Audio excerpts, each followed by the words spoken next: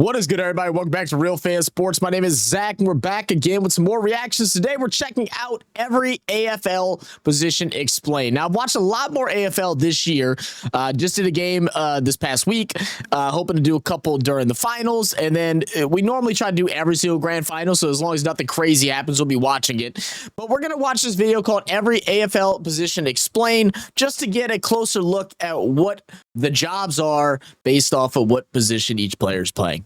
Let's do it. Was bounced to start a game of footy, you'll see the field broken up into 3 groups of 6. The midfielders are in the centre, half forwards and forwards in attack, and half backs and backs in defence. Simple In the enough. modern game, this structure will evolve as play moves around the ground, but the overall core ideas for each field position remain true. In this video, we'll break down each position at a glance, providing you with a basic understanding of who does what on field. Okay. While the men play 6-6-6, note that when watching a professional women's match, you'll see they currently have 2 fewer players on field to make a 5-6-5 setup to help reduce congestion around the ground. Oh, that's interesting. I didn't know they had different field position because between men and women. All right, I already learned something new. There we go. While it's convenient to group players by starting lines, as you see here, to understand how players with similar attributes are spread around the field, it can be useful to consider the field in longer vertical lines instead. This is also often how coaches and recruiters will build out their teams to ensure they have the right balance of players. The spine is made up of the full forward, centre half back, and full back, plus a ruck and a midfielder. It's the frame that you build the rest of your lineup around, and at any level, it's important to position good players in each of these positions to balance your side across the field. Yeah, all right. I mean, that already makes plenty of sense. I don't know why I didn't think of that like the first time watching it, but yeah, I mean, this makes complete sense. Middle of the field, they're going to be working to both the left and the right side, although they're holding the center. So these are the guys that you want to be your most skilled players because they're more than likely going to be involved the most. Let's focus on some of the taller players here. The full forward is your designated goal kicker. It's their role to mark the ball inside 50 and make sure it at least spills to the ground. I'm loving these graphics, by the way. Players to pounce on. They're usually the primary source of a team's goals, specialising in leading out of the goal square to the hot spot about 25 metres out. Similar to a full forward, the centre half forward is also a goal kicker, but differs by pushing higher up the ground to link play. They're also relied upon to provide a bailout option down the line for teammates under pressure, and as a result, your centre half forward is usually a strong contested mark. The centre half back, traditionally, locks down the other team's centre half forward, but in the modern game, they'll also be great at intercepting play and launching attacks. One of their greatest assets is their ability to leave their direct opponent to help their teammates and come over the top of a marking contest. Fullbacks are relied upon as the last line of defence and line up against the opposition full forward. They must be great at defending one-on-one and be able to judge when to leave their opponent to help their teammate and when to hold their ground. You're likely to see them spoil with a fist more than a centre half back, taking less risks closer to goal. Okay, so they're not going to necessarily go up for the big marks and stuff. They just don't want to allow the other team to get, the simple goals. Okay. With the spine in place, attention turns to the midfield, also called the followers. They're players responsible for competing at stoppages, such as centre bounces and throw-ins, and they get their name from following the ball around the ground. Oh, so your guys in the center they're chucking it. They're running all over the damn place. So them, and then your center defenders, and then the center forwards, all running around like crazy. The ruck is that really tall person who taps the ball to the midfielders. They also provide a good option to kick the ball to around the ground, and will often assist the defence in drifting back behind play to take intercept marks. Despite their size, they must be incredibly fit to work up and down the field all game. Some rucks are leaner and more athletic, relying on running and jumping to reach the ball first, while others are heavier builds who rely on their pure size and strength to protect and grapple for a dominant position. Mm. Some rucks are also dangerous when resting forward, and can be a difficult matchup for key defenders due to their size. Now for the rest of the midfield. In the modern game, every team will define their own midfield roles differently. But So I keep hearing them say the modern game. So if someone in the comments could explain, like, how has the game evolved from it in the past to now in the modern game? Were the positions different? Did they not run a 6-6-6 like they're showing right now, or were the roles just different? They still lined up the same, but their duties were a little bit were changed, were different back then. Historically, I mean, because I know I maybe get a little off topic, but I mean, just as a whole, it seems like most sports are, or at least in like basketball and a couple other sports, brain's coming up short right now, but it's more free flowing, and like we're starting to see a lot of positionless play in some sports.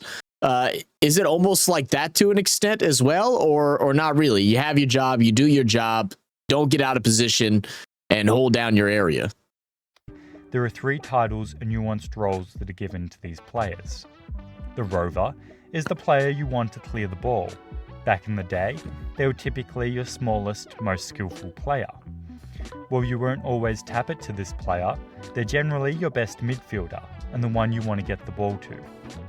Okay, your rovers. The ruck rover is traditionally more physical. They roved the ruck tap and tried to pass it on to the rover. Nowadays, it's harder to distinguish as its own position. The centre is more of a reliable, hard-working midfielder, capable of transitioning play, working back and forth through the middle of the ground. Today, any differences between these positions are more instructions-based rather than position-based. I love how I ask questions and then the video just answers them. You know what? Great video. Great video. I mean, he literally thought of, everything just about. I love that. Wide players are typically distributed in pairs across the ground. They specialise in creating width, working into open space, and linking play. They're usually excellent kicks and have a strong running capacity. The wings are the 2 midfielders that start on the edge of the centre square. At stoppages, they maintain width, and in transitional stages of play, they provide a releasing option. As they help link the play from back to front, they must be elite by foot. Defensively, they block the opposition's exit out of their backline and work behind play to shield the defence. Got it. Half-forward flanks orchestrate forward play and deliver the ball inside 50. They're not Wait, hold on, let me hear that again. I kind of missed that a little bit. Let me hear that one more time. always relied upon as forward play to shield the defence. Okay. Half-forward flanks orchestrate forward play and deliver the ball inside 50. They're not always relied upon as the primary source of goals, but should still hit the scoreboard from time to time. Okay, so they're the guys that are setting it up for the score, basically. You're their assist man, almost kind of like maybe not a point guard, but coming from the half forwards.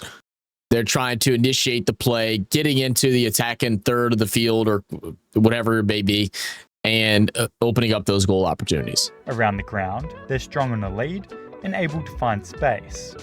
Some are more X-factor players, and others are more reliable technicians.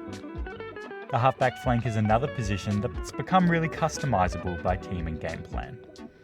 They can be one of the most attacking roles on the ground, or used to shut down an opposition player. Offensively, they're relied on to start chains of play through their disposal or through run and carry, but defensively must still relocate and beat their opponent. Both the forward and back pockets are two of the most customizable positions on the field. Forward pocket, back pocket. In the forward pocket, you could have an extra tall forward or a resting ruck. Or more commonly, you might have a hybrid forward, an X-factor small forward, or even a pressure-based forward. Interesting. So, I mean, this is where it really boils down to, coaching and their decision making of, what players go where, who they pick up, who they draft, who they sign or trade away to build, a whole team. Is there any good examples that y'all could name of a coach that does this very well in the current game to be able to organize like a good mixture of both to suit their style of play? And then is there an example of the opposite that y'all could give to me to do a little research on that brought in a bunch of talented players, but not necessarily in the roles that suits them best, that makes them fall a bit short. The back pocket will likely be more reactive to match up on whatever the forwards throw at them. You'll most likely have a player capable of playing a lockdown role on a tall or small opponent, and the other position could be a more dynamic interceptor, similar to a half-back. Okay. The interchange, or the bench, has changed a lot over time. Currently, in the men's competition, it's comprised of 4 players you can continuously swap on and off the field at any time, and 1 player who you can use for a one-time substitution, where the player who comes off cannot return to the field. Okay, that makes sense. In the women's comp, there are 5 players on the field who can rotate on the bench or match. As for who starts on your bench, generally there will be cover for each area of the field, and possibly some younger players who receive less overall game time. Got it. While we haven't explored all the nuances of every position in detail, you should now be ready to watch, play, or even coach a game of footy and understand who's doing what on field. Coaching might be a little extreme, but you okay, watch the AFL, I get it, for sure. You'll find these positions have become more fluid. Answer the question I already asked again, dude. Why do I even ask questions? I like to hear y'all's opinion too, but yeah, I mean, that's kind of like the thing that I've gotten from watching it. I mean, there's obviously like certain guys that I feel like are always in the same position, like especially like these deeper defenders, and even a couple of these deeper forwards and stuff that are most of the time staying at their guard.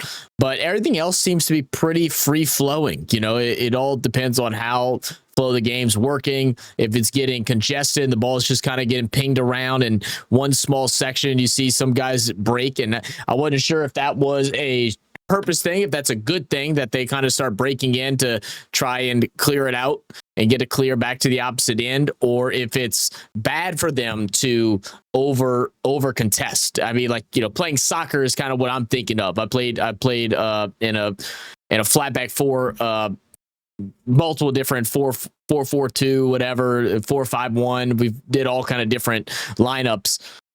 And, you know, overcommitting whenever things are getting a little hectic sometimes can be punishable. So I wasn't sure if it's the same, if that makes any sense. But yeah, okay, this answer is a good bit. Teams continue to innovate tactically. So once you're getting the hang of these structures, start to take note of which teams veer further from tradition and who still employs the old school 6-6-6 setup. And be sure to check out the rest of our AFL Explained playlist to learn about some of these positions in more detail. I'll tell you what, man, I'm going to go ahead and subscribe, and I encourage y'all to as well. If you're wanting to learn something new, maybe there's some more detailed videos, as he said, maybe enhance your knowledge of the game. Or if you've never watched AFL a day in your life and you're like, it seems interesting, but I need to know more before I watch it, go ahead and check out Footy A to Z. Link will be down below in the description. But this was really insightful, man. I mean, very short, to the point, 8-minute video, gave us everything we needed to know, and things that I'll be able to keep an eye out on while I'm watching these games, especially these ones that are coming up as we're getting ready for the grand finals. But I guess that'll do it for me. Short one today. I appreciate you guys. I love you guys. Thank y'all for tuning in. I hope to see y'all during our live streams for the AFL Grand Finals and all the other final matches. And I'll see y'all next time. Cheers.